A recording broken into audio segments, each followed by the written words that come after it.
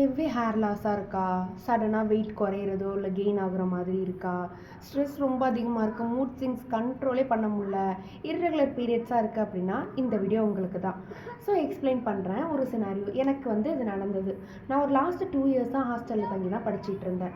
சடனாக பார்த்தா hair loss, irregular periods, weight loss இது மாதிரி இருந்துகிட்டு இருந்துச்சு. சரி என்னன்னு எனக்கு புரியவே இல்லை. அப்போ தான் சரி வீட்டில் ஒன் டைம் என்ன தைராய்டு டெஸ்ட் எடுத்து பார்ப்போம் அப்படின்ட்டு எந்த ஒரு எக்ஸ்பெக்டேஷனும் இல்லாமல் நார்மலாக போய் எடுத்த ஒரு தைராய்டு டெஸ்ட். அது திடீர்னு பார்த்தா எனக்கு ஹைப்பர் தைராய்டிசம் இருக்குது அப்படின்னும் அந்த தைராய்டு டெஸ்ட் கூட நான் சேர்த்து பிளட் டெஸ்ட்டும் எடுத்தேன். பார்த்தா எனக்கு பிளட் லெவல் 7 தான் இருக்குது அப்படின்னு வந்துச்சு. I'm literally very shock about that. என்னது அப்படிங்கிற மாதிரி போயிடுச்சு.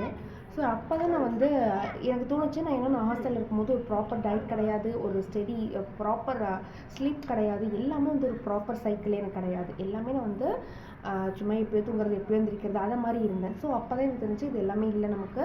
ஸோ அப்போலேருந்து டாக்டரை போயிட்டு பார்க்கும்போது எனக்கு தைராக்சைன் டேப்லெட் நான் 25 mg பவர் எடுத்துகிட்டு இருக்கேன்னு நினைக்கிறேன். 2 இயர்ஸாக எடுத்துகிட்டு இருக்கேன்.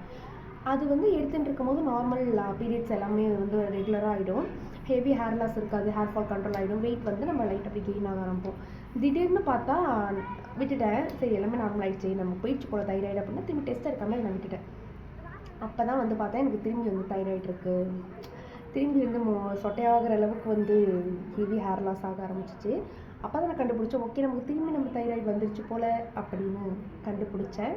ஸோ இப்போ நான் திரும்பி டேப்லெட் எடுத்துகிட்ருக்கேன். இப்போ ஒரு வேளை நான் சொன்ன சிம்டம்ஸ் எல்லாம் உங்களுக்கு இருக்குது அப்படின்னா கண்டிப்பாக அதை இக்னோர் பண்ணாதீங்க.